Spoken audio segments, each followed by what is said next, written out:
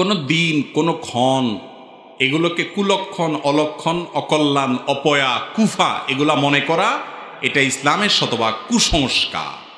এটা ছোট শিরকপূর্ণ বিশ্বাস। ইমানদার মনে করবে আমার সকল কল্যাণ এবং অকল্যাণের মালিককে আল্লাহ। বাইরে হওয়ার সময় ঝাড়ু দেখছি, তাহলে কপালে আজকে সারাদিন ঝাড়ুর বাড়িই আছে। আর কাক ডাকলে তো যে মরার সংবাদ। আবার যে দোকানে প্রথম কাস্টমার বাকি চাইছে, তাহলে তো আজকে সারাদিন এই বাকি দিতেই যাবে। নতুন বছরের প্রথম সময়টাকে যত উৎসব, ফুর্তি, আনন্দ করে কাটানো যাবে, সারা বছর ভালো থাকা যাবে, বলেন না? এর চেয়ে হাস্যকর কিছু আর আছে? কিন্তু কিভাবে আমাদের শিক্ষিত যুবকরা এগুলা করে? এগুলাকে বর্জন করবেন তো ইনশাআল্লাহ? এগুলো আমাদের আদর্শ না, এগুলো অগ্নিপূজকদের আদর্শ। ঈমান যাবে এগুলোর কারণে।